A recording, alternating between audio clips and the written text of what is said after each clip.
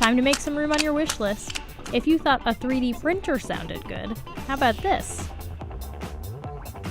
Ta-da! A machine that prints solar panels.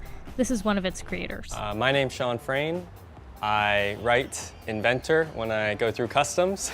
And Sean was kind enough to let me live this DIY dream by bringing a few pieces of his prototype to my backyard. Yeah, this is about one half of a complete solar pocket factory The other half didn't fit in the suitcase. that we smuggled over into New York City, direct from Hong Kong and Manila.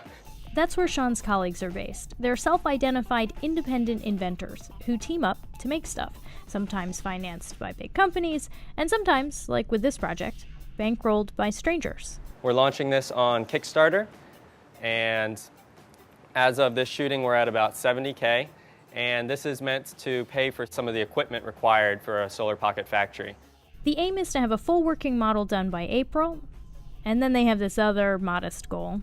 Hopefully revolutionize how microsolar production happens in the world. Currently, mini solar panels like The 2-volt panels that go in your garden lights, or the 5-volt panels that would power your iPhone. are made by hand in factories in China, India, and Bangladesh, Frayne says.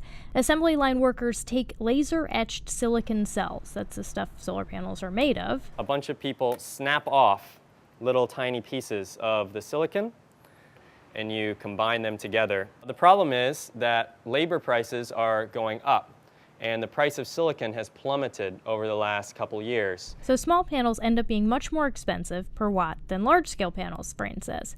He says that automating the process could bring down the price.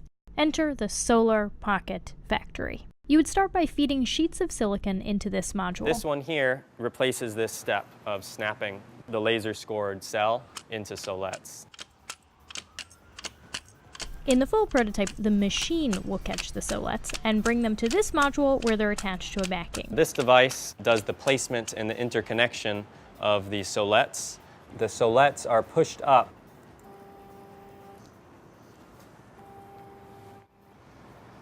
Each piece of silicon outputs around half of a volt. Light comes in, a photon dislodges an electron that hops to the other side of the solar cell. And then there's enough that jump over to the other side that there builds up almost an electrical pressure and voltage. And voila, you have electricity.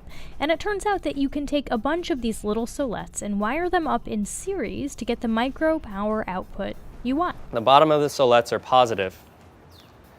The top of the solettes are negative. We need to connect the bottom of one solette to the top of a neighboring solette.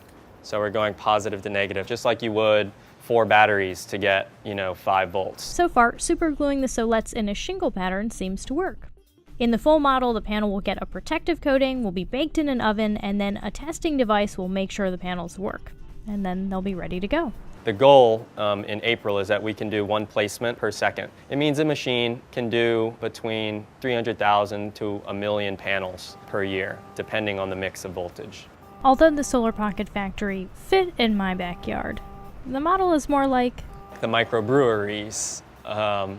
They're not things that people necessarily have in their homes, but they're down the street and in their neighborhoods. And the idea is that if people can get microsolar panels more easily, Frayne says, maybe more inventors will use them. It's a supply drives demand kind of argument. Solar Pocket Factories combined with maker bots, combined with shop bots, we think could maybe push more and more solar products out into the world. This is speculation.